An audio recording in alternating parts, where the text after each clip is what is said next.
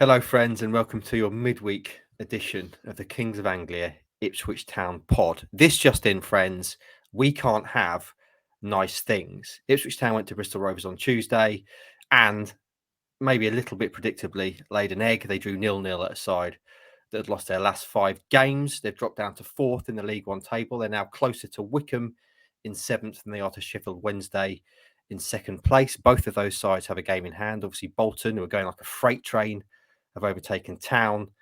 Things are not ripe in this particular garden. I am Mark Heath, and I'm here with a man who we need in moments like this. He's calm, he's measured, he's analytical.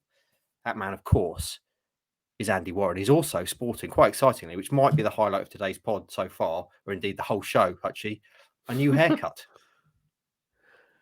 New? Is it new? Well, yeah, you've had your hair cut.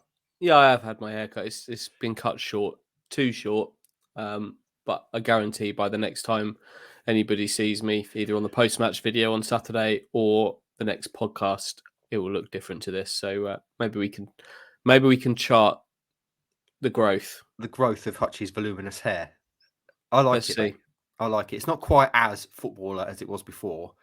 No. As you say, it's a bit short on top for that, but I'm sure in due course it will be looking trendy, as the kids say. Oh yeah, that's me. Right then, so obviously, Hutchie, we've got to talk about Bristol Rovers, and we've got the main thing we're going to talk about today really is kind of reasons for why it's all started to slide a bit at Town, which there's no getting away from. It definitely is. But do you remember a couple of weeks ago, Hutchie, when we had a light-hearted chat, as we always like to do? I had that big shiny red panic button, and I was hovering over it, and you said, don't Heathy, don't push that. There's no good can come of panicking.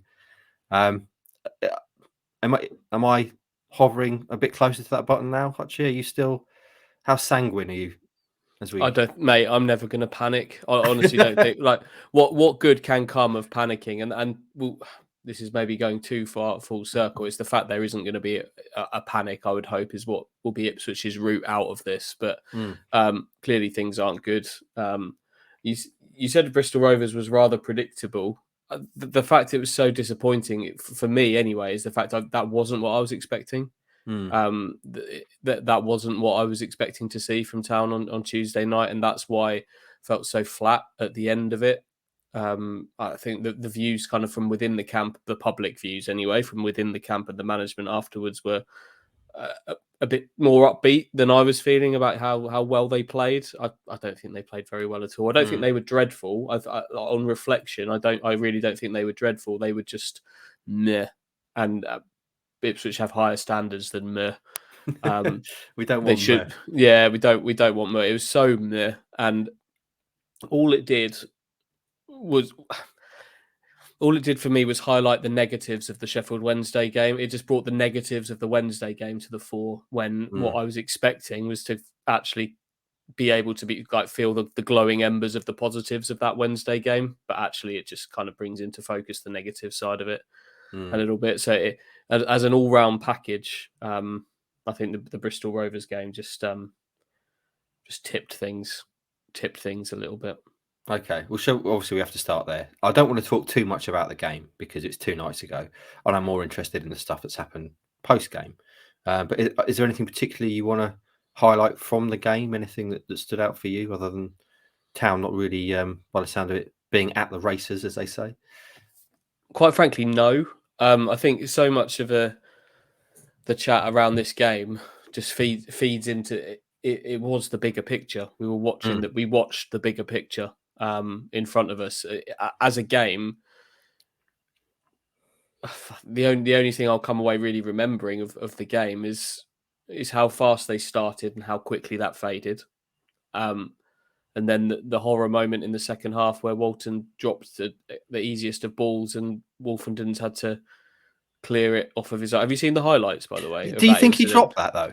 Do you think it was a drop? Yeah. Because I wondered, having watching it, whether he was trying to just knock it down and he didn't realise how close the Rovers player was to him. And then immediately, as soon as he knocked it down, he'd realised he'd made a terrible error. Yeah, I think he dropped it. But my big takeaway was, did you see how vigorously Luke Wolfenden celebrated with the post? That's my...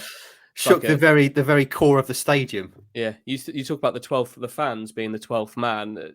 The way that they celebrated that is that left hand post was Town's 12th man. Those would be the things I remember from this game. But in terms of incident and how it all played out, it was kind of the bigger picture in front of our eyes, which is why you're probably right that actually more of the conversation should be around the bigger picture at Town, how it's got to where it's got, because really this highlighted a lot of it. Okay, well, there's two big things to talk about, I think, from post-game. One is McKenna's interview, and the other is clearly Sam Morsey and his interaction, frank exchange of views with fan or fans, which he subsequently apologised for. Which of those would you like to cover first, Hutchie? Let's talk about McKenna first. Yeah, okay. Well, it's a difficult job, isn't it, as a manager or indeed a player, because you can't come out and probably say what you really feel. You have to kind of toe the party line to a certain extent.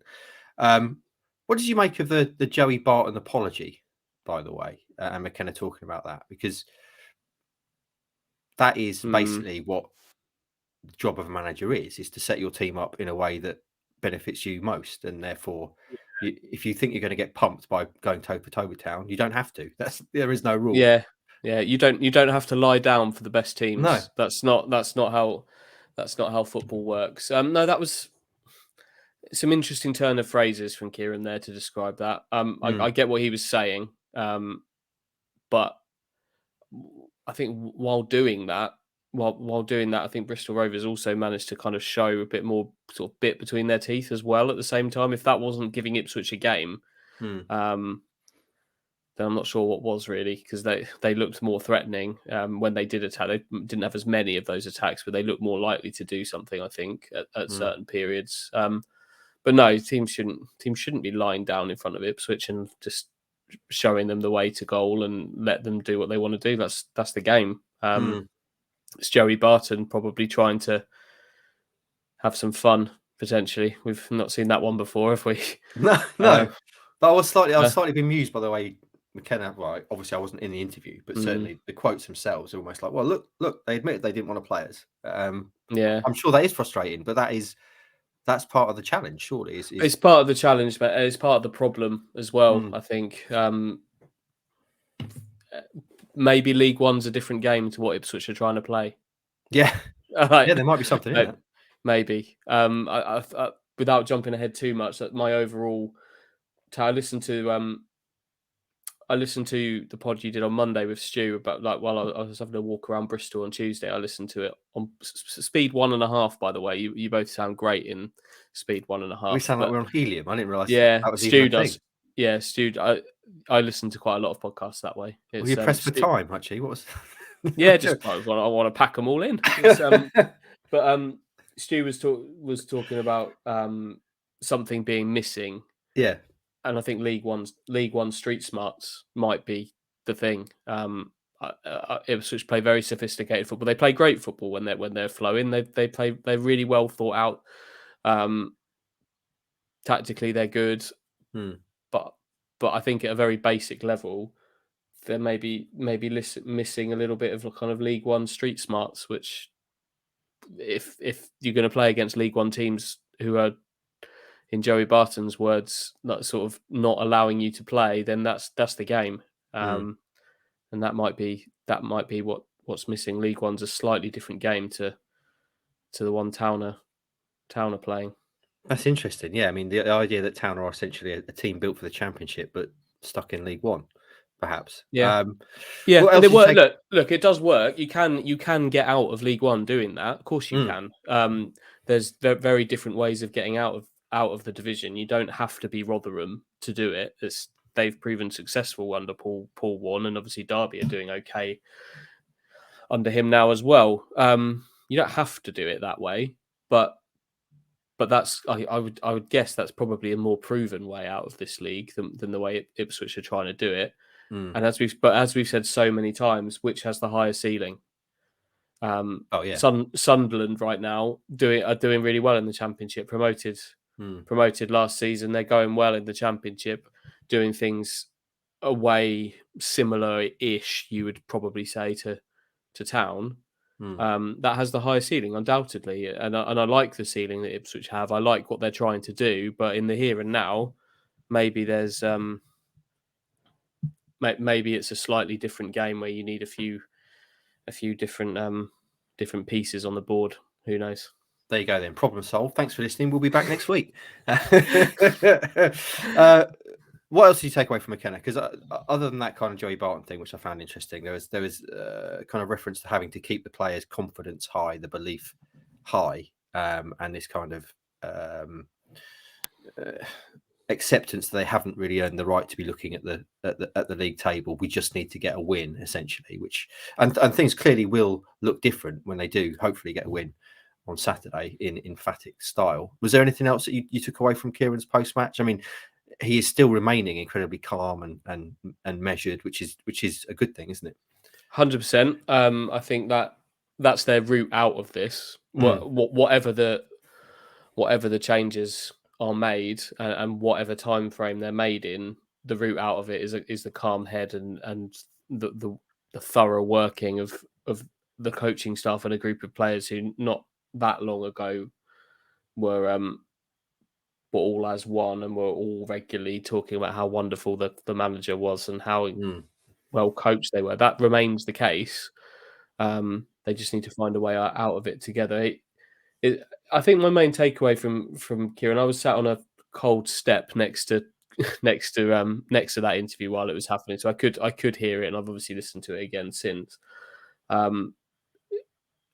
It's just a spell where maybe a tough spell for a man who's obviously quite new to this, still being in a first full season.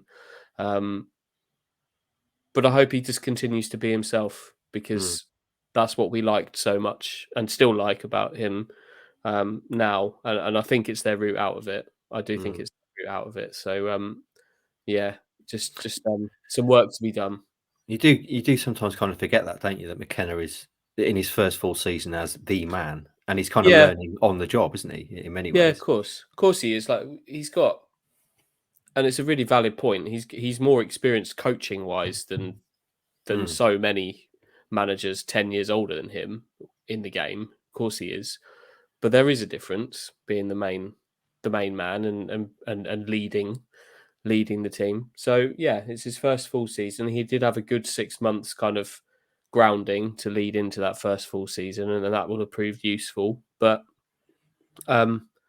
he's got a bit of a test at the moment of not really had to kind of, and it's a weird feeling, this one, because it's not this Bristol Rovers game that's caused this kind of feeling, is it? It's maybe sort of been building towards this for a little while, like a thorough realization of actually things aren't going that well. There've been signs along the way, but it's a first real test to kind of lead a team out of a significant slump, a real slump, and it'll be interesting to see how he does it. I think you made a good point in your Andy's Angles, which went online yesterday morning, about McKenna said in isolation, a draw at Bristol is not actually that bad of a result. And we all said, I think, previewing the game, certainly I predicted a draw. I don't think any of us predicted a win. Maybe Rossi did. So on its own, that's not a bad result. But when you can't take it in isolation, can you? Against a picture of the last 15 games, that's the problem. The bigger picture. Yeah, we're beyond isolation now, aren't we? I don't know if it's even that helpful doing it in August, September, October time. But certainly heading towards March, you're beyond the point of being able to take every game purely in isolation. And in isolation, they still weren't good enough in this game in isolation.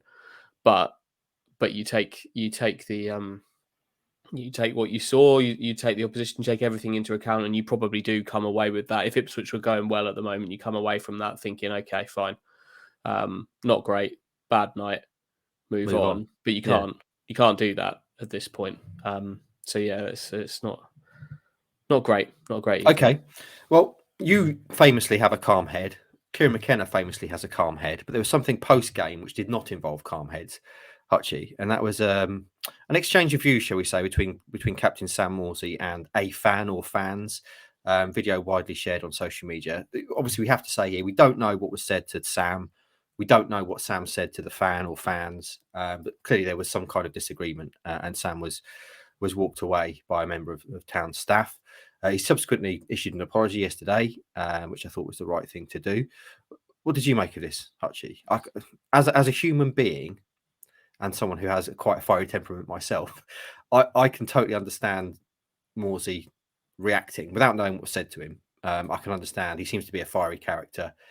Clearly would have been disappointed at the end of the game. But it's just never a good look, is it, for any player to be having verbals with fans? No, it's not. Yeah, I think that would be my takeaway, is that it's not a good look. I'll be honest, things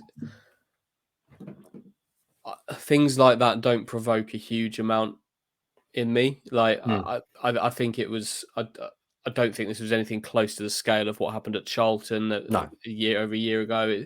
It was an exchange of views. We don't know what was said. It's hard to really comment on that. I'm sure Sam regrets getting into it. I'm sure he had his reasons for it at the time. I'm glad that he cares enough to at least be hurt by potentially what was being said from the fans. I don't think it's a great look, especially for the captain, to be doing that. But I also don't think it's a huge drama. It's certainly not a huge drama after he responded in the way that he did. I think that was, probably a good thing to do. Hopefully that's put a lid on it. And you move on.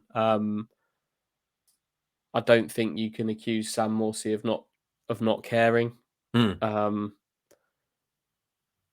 just for me, it's just a little bit of nothing, really. But I'm just glad it's kind of had a lid put on it within a few hours. I think you're spot on. Yeah, had he not apologised and just left it, it would have been kind of something simmering in the background, wouldn't it? Whereas coming out and doing a mea culpa and saying, "I'm, sorry, I regret what happened," and kind of restating just how much it means to him to be captain of this famous club was I think exactly what had to happen, and fair play to him. Right then, Hutchie, we can't put it off any longer. The main thrust of today's show is really a look at where things have been going wrong for Town on this slide. It's definitely a slide. You can't say anything other. You look at the stats. Consider this, by the way, shoulder programming to an excellent piece that Stuart Watson wrote this morning. 1,600 words of exactly that, looking at all the various reasons that have been listed for Town's struggles, going through them kind of in a typical Stuart Watson way, very logically and analytically. And it makes an excellent read. So hopefully now we can add a little bit more flesh to those bones as we discuss it now. We're also going to bring in thoughts from you, the KOA Army, as well. But before we get going, Hutchie, I just want to read out some stats just to kind of, I guess, start the chat. So in terms of Town's recent form, 4 wins in 15 games. We know about that. Just 1 win in their last 8. The opening 16 games of the season, they won 11, drew 3, lost 2, taking 36 points. The last 15, they've won 4, drawn 9, and lost 2. So they've actually only lost the same amount of games in a similar sort of spell. But obviously they've taken 21 points from those 15. 21 points, interestingly, is less than both Paul Cook and Paul Lambert took from their last 15 games in charge of Ipswich Town. No suggestion here that there's anything close to needing a change, of course, but just interesting. And also over that same run of time, only 4 clubs have won fewer games than Town in the last 15 games. That's Portsmouth, they've won 3. Accrington, Cambridge and Forest Green Rovers, the opponents on Saturday, they've all won 2. So that kind of lays it bare, Hutchie, as to the kind of extent of the struggles that Town are having. And in terms of reasons, I thought I'd throw kind of reasons at you and you can have your say. I think in terms of the kind of feedback we've had, and maybe that's the best way to start would be to read a few thoughts from the KO Army. I would say the kind of majority seem to be leaning towards rotation and not having a settled 11 and also style of play. So let me just read a few out to get us going. Charlie Roger said squad's too big and McKenna doesn't know his best 11. Too many changes, especially at centre half and front 3, means nobody builds a rhythm or partnership. Our strength in depth is now our weakness. Dan, on a similar topic, says, has Ashton assembled too big of a squad? Meaning McKenna, as a new manager, has even more on his plate to juggle: tactics, training, harmony, etc. Similar to the conversations with Potter at Chelsea. Another one Adam says consistent team selection, always start chappers, play with more urgency, and take your shot. Take your shot in capital letters. Try Luco as the 6. Stop the momentum killing subs. Tell Burgess and Morsey to be warriors. Keep it simple. Stop overthinking it. Trust the process and smash and bully tides. So I would say, as I say, I think rotation has been mentioned more often than not. So we start there, Hutchie, with your thoughts on that. Just looking stats wise, rotation wise, they've used 4 different centre halves this year in 3 different variations, and the longest run of starts for a striker all season has been 3 games, and that was Freddie Ladapo back in December. Clearly, now George Hurst is in that mix. So, rotation, Hutchie. What do you make of this being a big part of what's happening? I think it is. I think it is a big part. Freddie Ladapo is a good example of that, because I think on the podcast we've been talking about that for several months about him just not seemingly getting the run of games that his form has deserved. He'd have games where he'd score goals, and then he'd head to the bench. I do think that's a big part of it, and partnerships is a really important thing in football. Having those partnerships help a team click. Having those partnerships and winning together helps you feel invincible. Helping, and just a continuity and feeling like, you know what, I've played incredibly well today. I'm going to play again next week, and I'm going to do this. I'm going to do this again. And Ipswich have got a lot of very good players, and I can see that there are players who offer different things at different times as well. So we talked about sort of game plans for games and things like that, but for me, and it's very simplistic, but I would like to see more continuity in what they do. Plymouth, as an example, have a good amount of continuity. They've had their injuries, of course, and their strikers are a bit of a different point here. They rotate quite a lot, but they all score. But like the back line would stay the same when everyone's fit. It's a pretty settled team, and has been for over a season in most areas. I do think that would help. It would make a harder man management job, because there are so many players that would think that actually, if there's going to be a settled team, I should be in that. But it's a really fine line to tread, isn't it? When you've got you have a really, really good deep squad, and the quality of players you've got, almost all of them will think they should be playing. Yeah.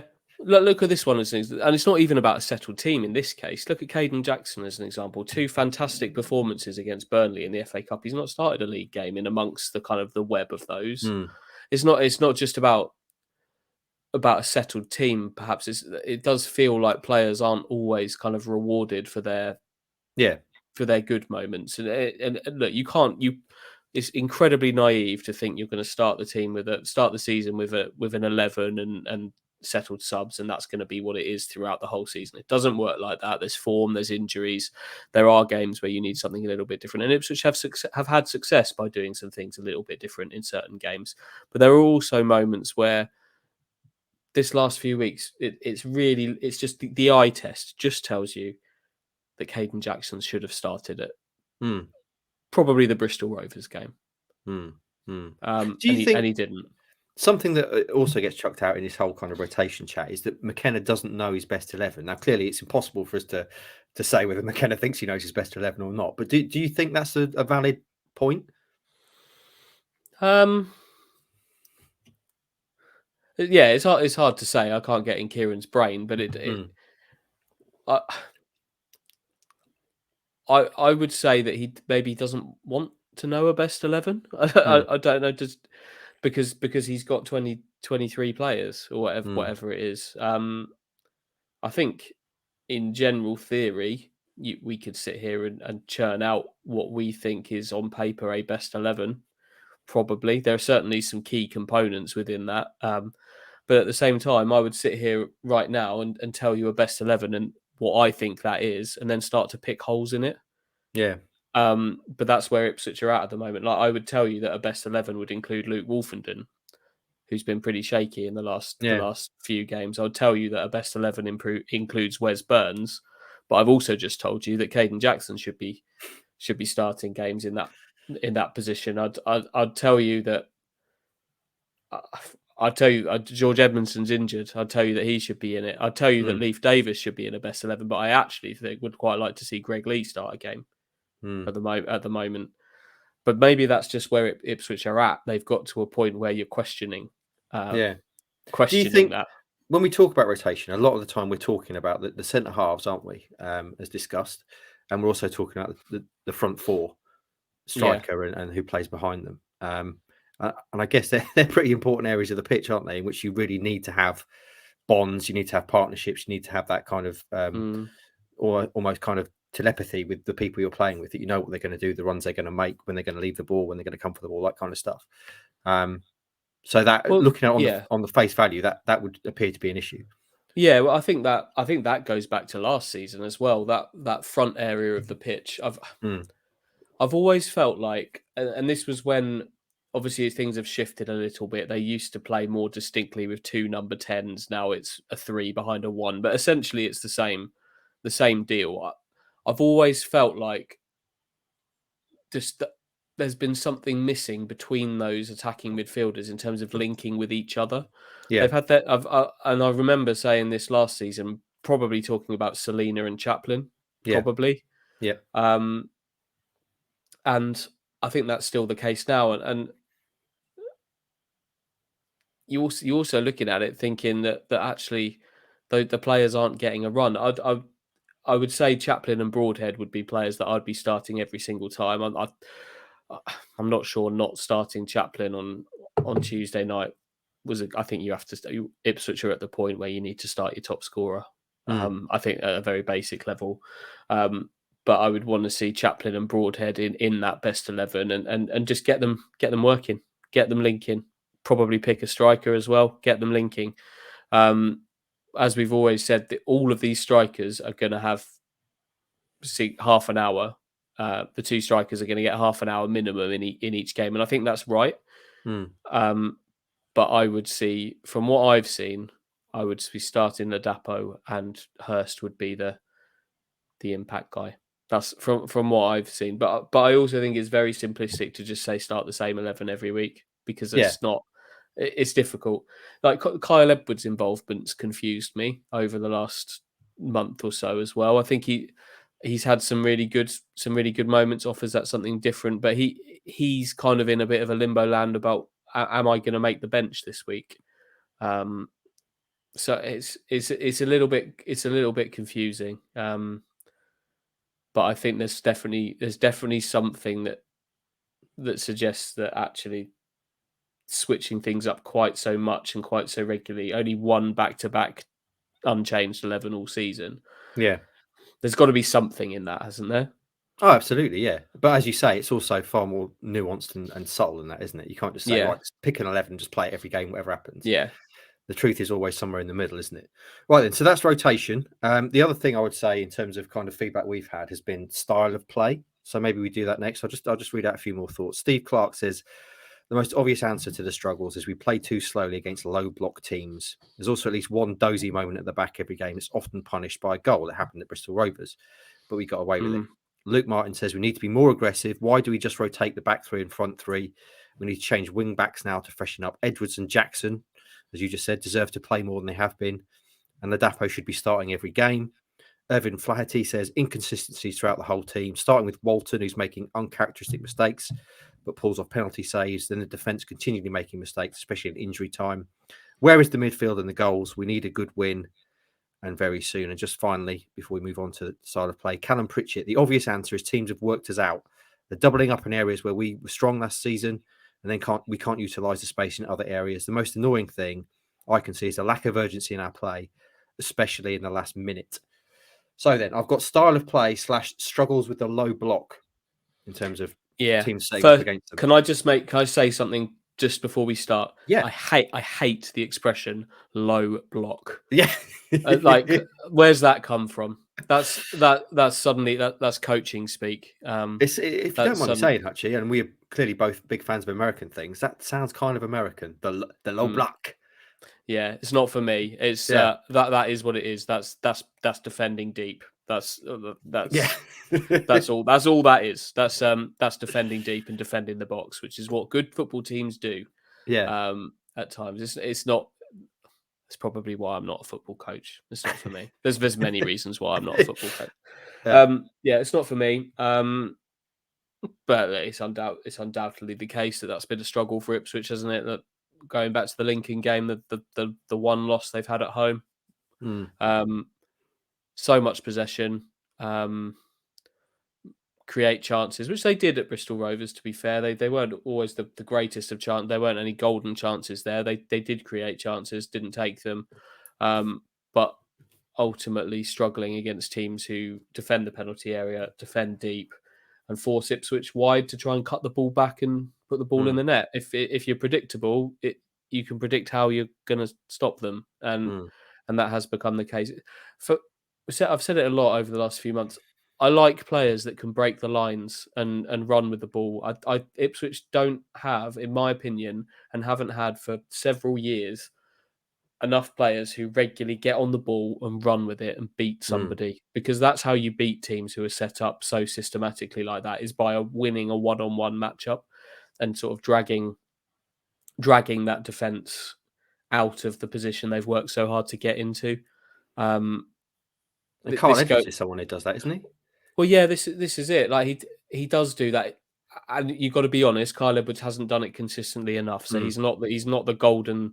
This isn't the golden gun. This is not the golden gun here. He's not the answer, but his style of play is the answer. And I think Nathan Broadhead is a bit of that as well. He showed that in the second half when he got on the pitch at Rovers. Obviously, there's been some ongoing sort of fitness issues with him why he's not starting back-to-back games, which is a shame. But he's got a bit of that as well. But for all the good that Connor Chaplin's got, and I would be starting Connor Chaplin every time, he's not a line breaker runner with the ball. He's a hot shot shooter. He can link play a little bit, but he's not sort of dribbling past a man, and that's fine, because not all players are. The strikers aren't necessarily doing that either, but they have got players that can do it. Wes Burns should be doing it more than he has this season, and it's not we've not seen the same Wes Burns of last season. And one of the points that you just read out from one of the tweets there was about doubling up and players knowing where a threat is. Wes has undoubtedly been sort of a victim of that, but at the same time, a victim of form as well. So I think you have to look. I would go back to what I said at the very beginning about League One smarts, about maybe an over sophistication. Whenever we talk about, I'd reiterate that I really like Ipswich Town's what they're trying to do. I think it does have a high ceiling, and it can get you out of this league. But I think there's probably a call there to mix things up a little bit, and you have to be able to do things differently at times. That doesn't necessarily mean just play two up front. That doesn't. I don't think Ladapo and Hurst are the two up front. I don't think they're built to be a two up front together necessarily. I don't think that's the answer. But it's move the ball quickly, try and break the lines. I want to see Sam Morsey step forward more from midfield. We don't see that we used to see, particularly in the second half of last season. We saw him getting on the ball and sort of driving with it through the middle of the pitch, opening things up.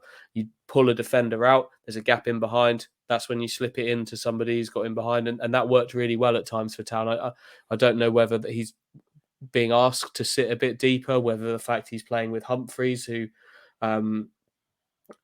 shouldn't be being leaned on as much as he is. It's not by design that Cameron Humphreys is playing all of these games. I thought he looked really leggy, and I felt for him on Tuesday night, because he shouldn't be doing this at this point. They've had horrible injuries in midfield, obviously, and they are the midfielders at the moment, and that's a concern. That is a concern. We'll get onto injuries more later, but I want to see more drive from the middle of midfield, just to pull people out of position. That's how you beat a low block. You move I've just said it, haven't I? You just Low said block. low block, mate. Oh, yuck! Yeah, exactly. Infected. It's in there now. It's infused into you. Yeah, disgusting. But that's how you beat it: pulling people out, pulling them out of where they want to be, and punishing the gaps. And doesn't feel like they're doing that anywhere near enough. Don't have to necessarily start playing rocket balls forward as well. It's not about long ball. It's not suddenly where's plan B, mate? That kind of thing. It's. I think you can have plans within a plan and just be willing to sort of be off the cuff, be brave a little bit, Mm. and do something a little bit different and work the opposition out and test them in the areas they can be tested, and not just settle into patterns of play. Because it felt like that entire game on Tuesday night, bar the first 5 minutes and a few moments in the second half, was one long stodgy pattern of play that was playing out again and again and again. And difficult to sort, easy to say, difficult to do. But they're good football players and they're very good coaches. I think they can work it out. Yeah. What's the Einstein quote? The definition of madness is doing the same thing over and over again and expecting a different result. Yeah, just throwing it out there. Right then, so that's rotation and style of play covered, and we'll move on to something else after I've read out a few more thoughts. Matt, proud father of 3, says Matt, I understand the theory behind rotating the side, but I'd now just start every game with the same team. Is best 11. The chopping and changing isn't helping anyone, especially the centre backs. Mark Ewing says, I met up with friends who are Rovers fans after the game. They actually thought we were excellent for the first half, so much faster than what they normally see. Think we're going in the right direction, but you can't buy confidence. Tom says, is it time for Hladky? Got to play a settled side for the next 4 games. We should be winning all 4 of those games before the real test of potential playoff opponents in Bolton, Barnsley and Derby. These next 4 games should be a momentum builder for the big ones. We'll come on to that in due course. Foister says, where do you start with a real issue with playing low block and physical sides as early back as the second and third game of the season at Forest Green and Burton? Neither games we should have won, which is either a tactical issue or a player profile issue. Duncan King says, patience is key. A manager in his first full season with a squad that isn't all his. K-Mac's ideal style requires a specific type of player. Arteta almost got the sack last season, stuck to plan A, didn't deviate, and look where it's got them. We're building slowly but surely. And one final thought from friend of the show, Nigel G, the man with the fish, says, it's a bass. Is strength and depth in the squad causing selection issues? The starting lineup needs to be more settled. Should Town be mixing it up more with some more direct play? Are they also overpassing it? And should there be less passes in build-up play to create a chance on goal? So a few more thoughts there from the KOA Army. Obviously, we've just discussed that Arteta thing's interesting. That Arteta point. Obviously, they lost last night. Not a great time to compare to Arteta, but it's there are some comparisons there in terms of sticking by your beliefs and getting there. It's a slightly different task. Obviously, Arteta was trying to do that all within the same league where he knew that his style was tried and tested when he coached at Manchester City under Guardiola. It's similar, isn't it? And he knew that was a route to success in the Premier League. Slightly different here in that you're kind of straddling 2 levels of football in an approach. But it's an interesting comparison. Yeah, you're trying to create a team, aren't you, for the next level while still being stuck in the current one. Yeah, but I would say at that point, I don't think that's something. I don't think you can accuse Ipswich of being big for their boots and thinking actually we're better than this. We're a championship club. I don't think that's true at all. I think they're trying to. They've just got big dreams and they think that the best way to get out of the division is by playing that way and building the future that way. And I'd agree with that. I would agree with that, but you just need some other stuff chucked in there. It's not an arrogance. You have to be aspirational, don't you? Otherwise, what's the point? If all you want to do is just remain in League One, no point. Right then. So Hutchie, I've got left in terms of issues to discuss. I've got lack of ruthlessness, psychological kind of lack of belief, and also the injuries, which we've discussed, especially in centre mid. Do you want to pick one of those and go with it? Should we do the injuries? Because I think that's a pretty easy one to. Yes, central midfield is massive for Ipswich at the moment. Morsey's a booking away from a 2-game ban, so I don't know what they would do if that happened before anybody else was back. What would they do, Hutchie? That's an interesting one. Yeah. Could you stick Aluko's? I think what they would do is I think Luongo's close enough that he would be. But if he wasn't, I don't love the idea of a Luco in a midfield like that. I don't love that at all. But someone Well, has to play there. what else could you do? Yeah. Wolfenden, Huh? Yeah. he had that half an hour against the might of Buxton in the FA Cup to have a go at central midfield. It, again, isn't ideal in any way at all. And all of that involves Cameron Humphreys playing as well, who clearly is a very, very promising young player. He's been fantastic at times, but he should not be being asked to do what he's doing at the moment. It's unfair. Very, very, and that wasn't part of the plan at all. So Morsey has had very long spells in his career, even at Ipswich, where he has not been booked. The deadline isn't the kind of the cutoff point isn't a million miles away in terms of those bookings. He might get there, he might not, but he can't approach a game trying not to get booked, because then you're not getting the best out of him at all. So you can't deny that the injuries have been a massive blow. Evans has been great at times this season, but this is his second now spell might even be his third spell out of the team. Dominic Ball, they've never really had. He never really got going. Kamara certainly never got going. Real problem, central midfield. And that is kind of something you can't mitigate for, isn't it? That is just bad luck, because it's not as if they haven't signed centre midfielders. Yeah. They've got plenty of them. They're just all injured. Yeah, they have mitigated for it, and even then, they've done. You can't. We talked about Kamara being. Do they really need him? Yeah. And if he'd been fit right now, we'd have been like, yeah, they did. Look at. Yeah. Would you believe it? They did. You can't. There's no stick to beat them with there. It's pure bad luck in a crucial position. Every other injury they've had this season has been well covered. Like John Jules has been a miss, but there's never been a game where you're thinking, who on earth are they going to play up front today? They've had injuries throughout the team at various points. They're missing Edmondson at the moment. I think they've had injuries in almost every position, but they've all been coverable. This is bare bones now, because there's no centre midfield substitute on the bench, and that was badly needed on Tuesday night. Someone to come on for the last half an hour. They just simply didn't have it all. So, yeah, that's a big that's a big one, and it's that one's a bit of a worry for me, because we're now talking about Ipswich trying to get out of this slump, and they're a little bit hamstrung in one position there. Benson agrees. Benson agrees with you. He says, excellent analysis, Hutchie. Big fan of yours. And I will try and mute, because he's been annoying. But I need to read a few more thoughts before we move on to the next thing. Baron Harvey says, teams have figured us out. I'd say changing system appears to be the way forward. 3+ changes each game clearly isn't having the effect McKenna's looking for. Sheepy, not David Sheepshanks, I'm assuming, says more crosses into the box and more efforts from outside the box needed. In my opinion, we're not facing class defenders or goalkeepers. The football's better under McKenna, but sometimes you just need to go basic. Come on, you Blues, don't finish outside the playoffs. Jessica Denny says plenty of possession, but not threatening when we eventually get near the goal. Too many misplaced passes and players going missing in the game. For example, Marcus Harness, I couldn't see him at Bristol Rovers, and it wasn't even foggy. So a few mentions there for kind of things looking towards lack of ruthlessness, Hutchie. So should we take that one next?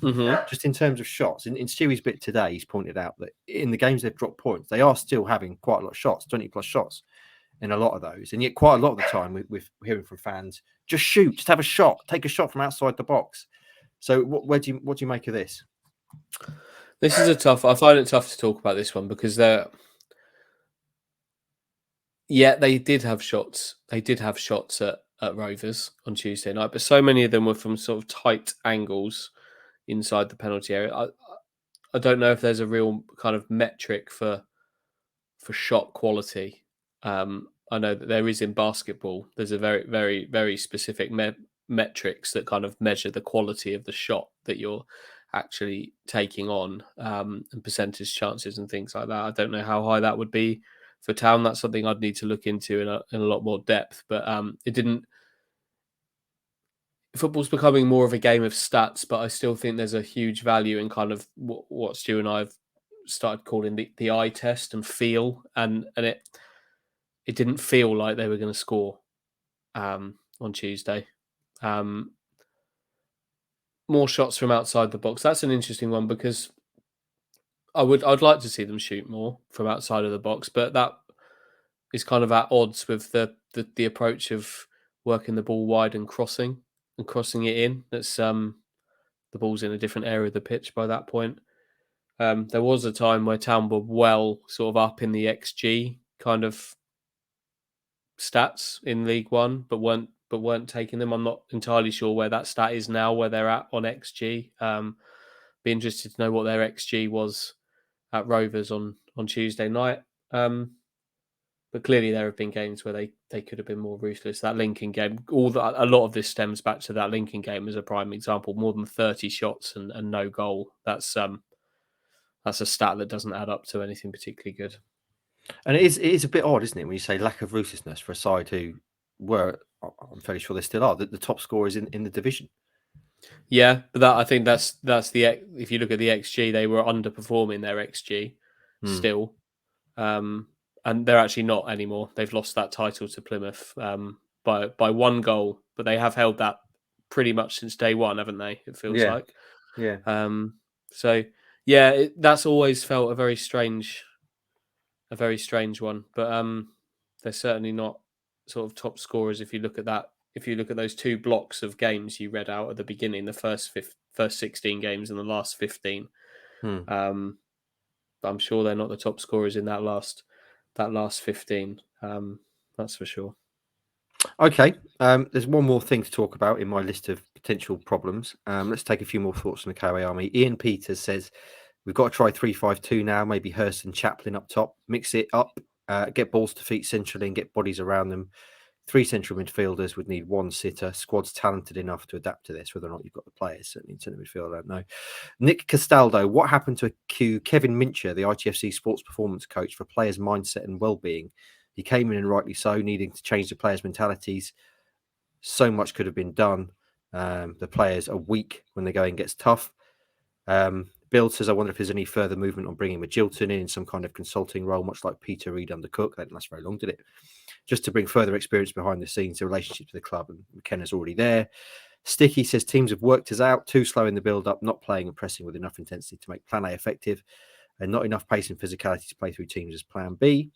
Lewis Mitchell, 0 partnerships or rhythm behind the forward players. Rotation of that front 3 means precious little chance to build rapport. This, coupled with the alarming drop in form / confidence of Walton, Izzy over his hand injury, Lewis says. The final thing on my list, Hutchie, is psychological / belief. I proposed a few weeks ago that maybe the first crack started with that mental Charlton 4-4, which at the time we kind of said, well, it's just crazy. It's, one-off thing. But maybe if you look at the form since, maybe that has had an impact on the psychology. And the reason that, in my opinion anyway, that psychology and belief is so important is because when you get to the top level, the elite level of sport, I mean, yes, you could argue this is League One. It's not elite, but it's professional sport. Everyone is good. Like, everyone is good at this level. If you take any player from League One and put them in the Sunday League team, they'd stand out head and shoulders. So everyone is good. And especially as you go up even higher, everyone is brilliant. And the thing that separates just good from great, from all-time elite, is mentality, that belief. It's razor thin. And I just wonder, we know belief has been a problem for so long at Town. And I just wonder if that is still a part of what's going on now. Because Stewie says on Monday, they struggle in chaos. And we've seen these kind of mega wobbles, haven't we, recently, where things have not been going right and they've really, really struggled for 5 or 10 minutes. So how much do you think this is a part of what's going on? First thing I'd say, League One is a league at times of chaos. So that goes back to my overall point at the beginning about a bit of League One now missing. It is a league of chaos at times. Just look at some of the components of it. It is. And Ipswich Town are not a team of chaos. They are a team of methodical, well-planned, the thinking man's team. And that has its positives, as we've said. Ipswich probably, if that game at Charlton had finished 4-2, they would have come off that pitch feeling invincible. They went into it feeling almost invincible. At that time, things were going incredibly well. They'd had the blip in the Lincoln game not long previously, but they'd beaten Derby. They'd won at Port Vale. They were rolling. They were really rolling at that point, and they've come off the pitch. And I find it really difficult to talk about like psychology and mentality because we can't get inside people's heads. But all we can do is look at what's happened since. And yeah, you can't really look at what happens since and deny that afternoon is going to have put a severe dent in sort of invincibility, levels of confidence. Can't deny that. I'm not a massive subscriber to the kind of there's something sort of negative and belief and mentality kind of ingrained in the club. I'm not a massive believer in that. I think you can only kind of take the group for what it is. But how can they have gone through that run of 15 games that we've talked about and not sort of have taken a hit in your belief in yourself? You can't not. They've had reasons to believe in themselves hugely along the way. Those 2 Burnley games, of course. The win over Morecambe was a really good one recently. Obviously, it's a very poor Morecambe team. They've beaten Peterborough in that time. Big win on Boxing Day against Oxford. So they've had reasons to believe, but you can't go through a prolonged run like that and not sort of and not sort of take a dent, can you? Like you have to. You have to. Absolutely. I mean, McKenna was even talking about it, wasn't he, post-match, about players' confidence and having to keep it high and needing to get a win, all that kind of stuff. But it all feeds into it, doesn't it? We just spent a while talking about rotation and partnerships, and if you've not got that kind of belief in your partnership with the man immediately next to you, or the striker at the front of the team, you've not got that belief that actually you two are fantastic at working together, and we can do this. I think that all feeds into it too. Or I don't know, a belief that yes, I've played 2 fantastic games against Burnley. I'm going to be rewarded with a start in the league against either Sheffield Wednesday in that huge game, or even at Bristol Rovers. It all kind of feeds into that belief, I guess, doesn't it? But I find it really hard to talk about mentality because these guys are incredibly mentally strong. This isn't. And what I would say, and this kind of feeds into my overall feeling about the big picture, is this isn't like that Ipswich Town team of Paul Lambert's who Paul Lambert was talking about, would tell you privately that he thought that some of his players would benefit from playing behind closed doors. That was concerning. Yeah. That there are players in that squad that they thought that coaching staff thought, actually, we could be onto something here. These players are going to be better off in an empty stadium. That's worrying. That's not something I feel at all about this group here. So, yeah, okay. That's kind of how I feel. Okay, before we wrap things up, let's take a few more thoughts from the KOA Army. Alan Grant says, do we now have a team where players are terrified to make a mistake for fear of being binned for the next match? Safe and slower options preferred, hence we are very predictable. Ricky Kitchen says, is it too simple to say it all comes down to the Charlton game? Never recovered from that. Andy Nicholson, no consistent team selection, too predictable play, opposition find too easy to play against us, lack of guile and able to break teams down, lack of mentally strong characters. Andy's saying everything there. Then he finishes, it's the hope that kills you. Jay, we've spoken in the past about how this team would do well in the Championship. Yeah, outside of Derby, you've yet to beat a team inside the top 6, which does not bode well for the playoffs. Do Town have the bottle? Sin City, we're trying to be the Man City of League One. And whilst our players are very good, they're not good enough to unlock defences. Would the top 2 play any of our defence in their teams? Would they have a striker finally find some form to then drop him every other game? Matthew Casper, and I just feel McKenna's overcomplicating things, makes pre-planned changes every game. Never mind how the game's actually going. Why have we gone away from 3 at the back and flying wing backs? We are so mentally fragile. So a lot of thoughts there from a lot of different people and a lot of kind of recurrent themes. We've talked a lot there about the big ones, Hutchin. You've already kind of given us a glimpse into what you're probably about to say now, which is when I ask you, what's the way out of this? You're going to say they just need to have a little bit more street smarts by the sound of it. Yeah, that's my big feeling. is that there's just a bit more. I don't.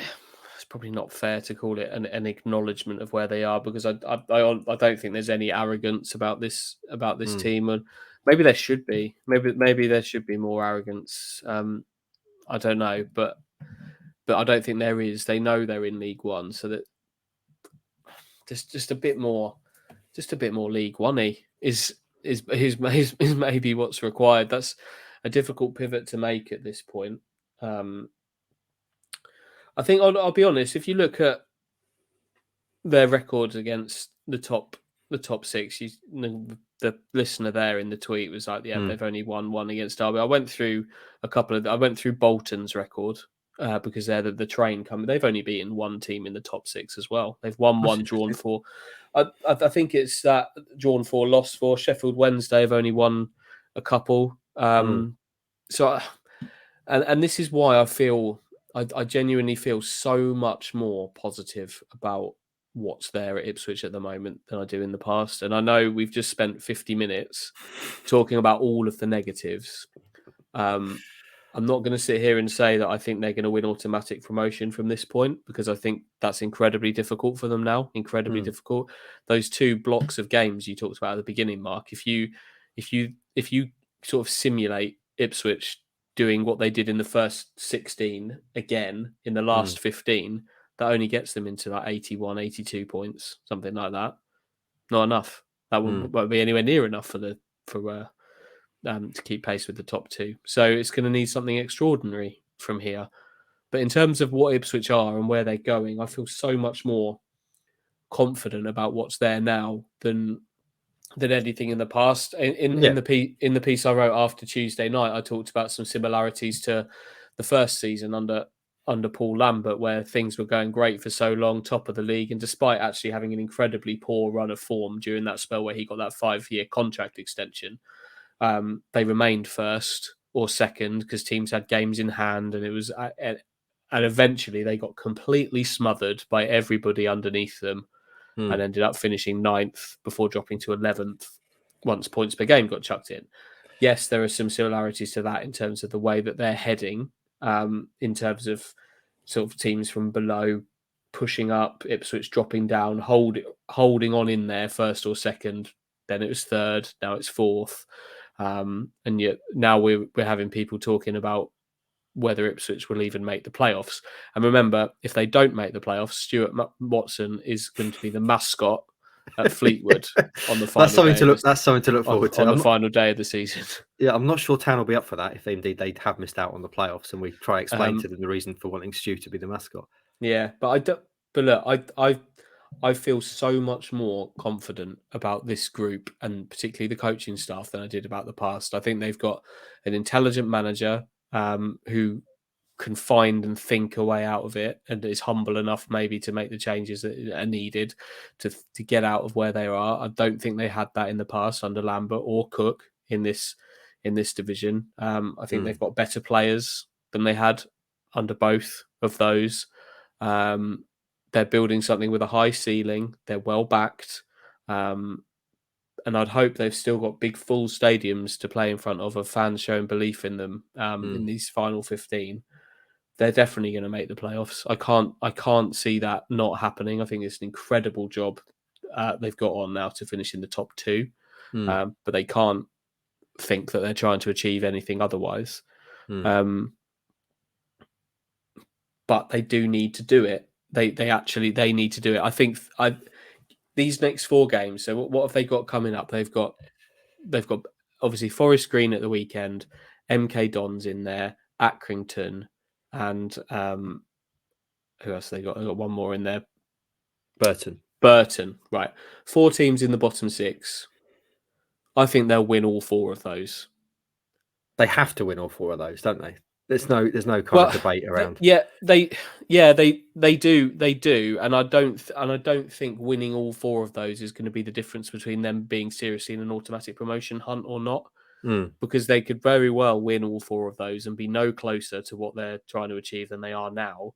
But in terms of showing us who they are and what they are, yeah, they do have to win all 4 of those games, and win. I don't care how they win them. Actually, I really don't. I don't. They don't. They just win those 4 games. Will settle things. And yes, they're teams that Ipswich should be beating. And no, that doesn't mean anything on what they're able to do in a playoff scenario if that's where they end up. But what it will do is show a belief that they can churn those wins out.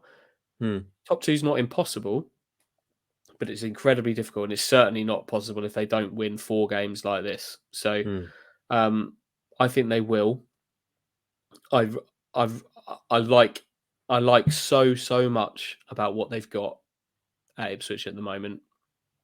But they just need to show it. They need to show it. Shed some baggage and show it.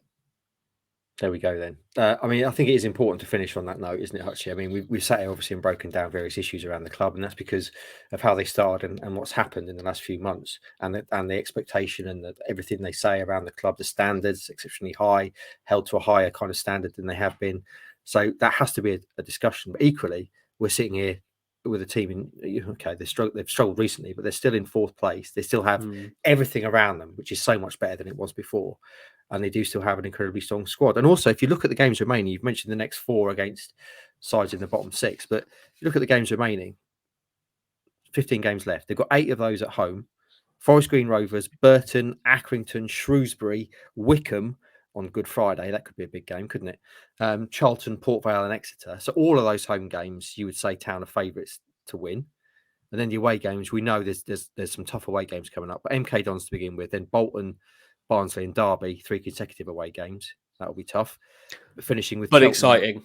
Exciting, yeah. Cheltenham, Peterborough and Fleetwood, obviously, on the final day. So again, if you look at the games to come, there's every reason to believe that Town can churn their fortunes around. And it really is just a case of, after a win, things will feel better, won't they? This too shall pass, that great saying about life. This too shall pass. Time is your ally. And things can look very different after just a few days.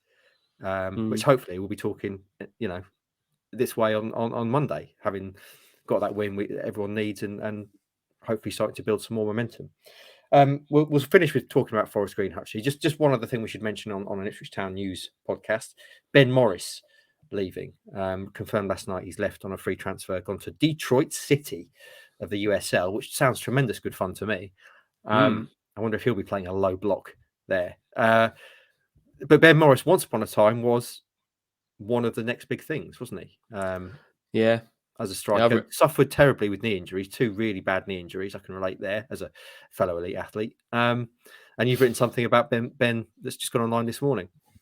Yeah, I'm sad about Ben Morris because whenever I hear his name or see a picture of him, I always think back to the closing stages of Town's game with Blackburn, home game. First game of Paul Hurst, he came on for the final 10 minutes or so and was really bright. He had one moment down the right where he twisted and turned. I think he had a shot on goal in there. And I've always really liked him, really liked what he could do. But that was 2018. It's 2020. Yeah. It's 2023 now. 5 years coming up since that happened. 2, like you say, 2 horrible knee injuries within a year of each other, really, in that time. Just made things incredibly difficult for him. Town have moved on in that time, and he drops away like so many unfortunate young players do. But I'm glad he's going to get a chance to play. It's an interesting move to make. Obviously, like you say, move to Detroit, big city. Something very, very new. But the fact he's still going, still playing, and can make a living from football and go and do that in the United States is really, really quite positive, isn't it? What a life experience for a young man. 23 years old, moving to the Motor City, playing professional sport in another country, a huge country in America. A lot of exciting things happening around soccer, as they call it. Fantastic life experience for him at the very least. So we should be watching from afar and wishing him well. Hutchie, Forest Green Rovers on Saturday. We have to finish there. They've not won since December the 10th. They've only won 1 away game all season. Do you know when that was? No. The very first game of the season. They beat Bristol City away. They've not won an away game since. They are clearly bottom of the table. They do have excitingly, and I think this is one of the most exciting things around the game, Big Dunk as the manager, and a big story around this game, Hutchie, is going to be, can Stewie get a selfie with his with his kind of hero from youth? So I'd be Well, interested to know if you've got tactic around that. that's interesting because like we've seen Vincent Kompany a couple of times in the last two Ipswich games, and in each of his post-match press conference, somebody has gone and got a photo with him. Yeah, Not great journalist etiquette no, to go and do that. I don't think Stu's got that. I don't think he wants to. I think the etiquette will be too strong in him. But I really want to because that is. try. I mean, it's hard to understate how kind of breaking of etiquette that is. We've talked before about kind of applauding in the press box or showing any kind of partisanship, and you should definitely never ask. Generally speaking, as a journalist, you never ask for selfies with people you interview because you're there to do a job. You're professional, whoever it is. But I can see here with Stewie. I mean, Big Dunk is his hero. He's told me before he was an impromptu mascot for Everton years ago. I don't know if he's talked about it on this pod, but he said looking up at Big Dunk and he looked like, a giant, which he must have done to a young Watson. He is a very big man. So he has that kind of emotional connection to this guy, which he's going to obviously see in person and have a chance to chat to on Saturday. So I kind of hope in a way that he does a little bit break protocol and get that picture.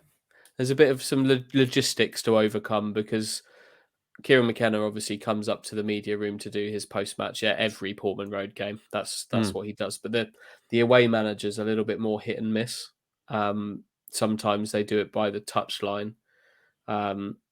Sometimes they come up, and you don't really know that until quite late in proceedings. So there's some logistical things to manage here. Hopefully we can. He can at least see him in the flesh. I'd love to. I just love to see it because I know it would mean quite a lot to Watto. As much as he's obviously an incredibly professional, serious journalist, I think it would be quite nice. Yeah. What's your favourite Big Dunk story, by the way? I think mine would be when he battered the burglars who had the misfortune to break into his house. Are there any others? I don't know what other. I couldn't tell you another Big Dunk story. There's quite a lot of stories of his famous ability to take on quite a lot of alcohol, isn't there, and still perform the following day on the pitch. But yeah, two burglars break into his house, looking to steal his CD collection. Big Dunk puts them both in hospital. Fantastic. Anyway, right then. What about this game then, Hutchie? Should we talk about the team first of all? There's been a lot of chat around obviously rotation and all that kind of stuff. I've seen quite a few people actually saying again around potential changes. This is the time to go with Hladky. Your thoughts on the team? Still not for me, and I'm. You can't drop Christian Walton for dropping a ball that didn't go in the net. It wouldn't be for me. I'd stick with the gut. My thoughts on the team. Shall I tell you what I would do? And then, yeah, I don't think this is what they would do. So I'd go Walton in goal. I'd probably go back to Clark for a game like this at right back. Might be forced to play Wolfenden and Burgess again in the middle if Edmondson's not right. I wouldn't put Keogh in necessarily. I'd go with Greg Lee at left back. Morsey and Humphreys in midfield, assuming there's nobody miraculously returns. Jackson on the right, Chaplin in the middle, Broadhead on the left, Ladapo up front. That would be. And you say that's what you'd do, but what do you think would be different? Davis. I mean, there's a discussion around the right back. The goalkeeper, I guess, is a discussion. It wouldn't be what I would do. There's Keogh is a factor in there. It wouldn't be what I would do. Always a discussion around the striker as well, I guess, isn't there? Yeah. Again, there's history suggests that maybe back to Hurst. There's some moving parts there, but that's what I'd do. Right then, let's finish with predictions. Let's finish upbeat, hopefully. When we talked about these games before, I said 2-0 coming off the back of a draw at Bristol Rovers. Obviously, you'd imagine that Forest Green are going to come and do what everyone else does against Ipswich Town at home, i.e. use that low block, Hutchie, you're so fond of mentioning, make it very hard for them and challenge them to break them down. That surely is going to be how they'll play. You said 5-0, Hutchie, when we looked ahead, because you said this is going to be the coming out game after, again, you predicted a draw at Bristol Rovers. How are you feeling about that prediction now? Yeah, stick with that. That is exactly what we need, though, isn't it? Yeah, That would be it's exactly what they need. Forest Green. I'm sure they will look to frustrate Ipswich, but under Ian Birchnell before Big Dunk came in, they weren't. You kind of associate every team that's at the bottom of the league with like scrapping for their lives all the time. They tried to play. They're a team that tried to play, and that normally means that when they then try and be the team that stops everybody else playing, they don't find it as easy to do because they're not built to do that. And I think we might see that in action at the weekend, where they're not quite as good at it as teams that do it loads. I'm sure. I'll be honest. I've not seen a single second of Forest Green under Duncan Ferguson, but I feel sure that he's got his own footballing philosophies. But I'm also sure at the same time, is the first thing he's tried to do is make them more solid. It's not noticeably worked in their results. So I think Ipswich will put them away. We'll put them away fairly easily. They lost to Charlton on Tuesday night, didn't they, at home? And as you've said, no wins since December the 10th, and only 2 of those are draws, I think. So, I think Town should see this one through fairly comfortably. 5. Have you got a million? You're saying you're sticking with 5-0? Yeah. Have you got £1 million pick for me? Because we've not been on a pod where you can give me £1 million pick for a little while. We've been ships that pass in the night. And last time we did £1 million pick, I took £1 million off you, my friend. Yeah. I enticed you with that 16-1 on Hurst and Ladapo. Straight to in the back pocket of Heath. Million. Did Ladapo score whatever game that was? Ladapo scored, but Hurst didn't. He did score. Yeah. Is that right? So you were getting a bit nervous, weren't you? No, I would imagine that was the key thing. I was checking. Yeah. Whenever that was. So I think at that point I had like £6 million in the. Oh yeah, you were wedged up, mate.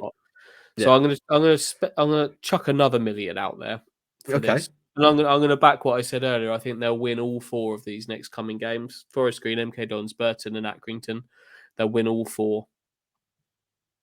All 4 of those. 4 straight wins. And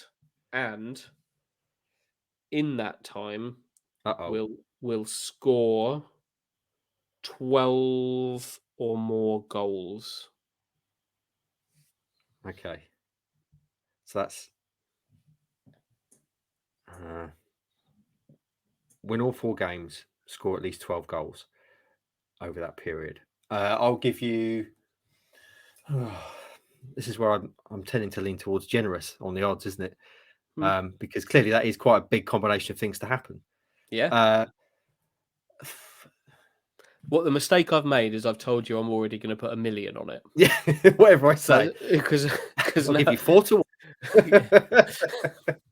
Because if I was going to put like 20 quid on this, you would be, oh yeah, fine, yeah, that's unlikely to happen. But now you know. Yeah. I'll give you 33 to 1. Oh wow. Okay. Yeah, I love that. $1 million, please. You think that's generous?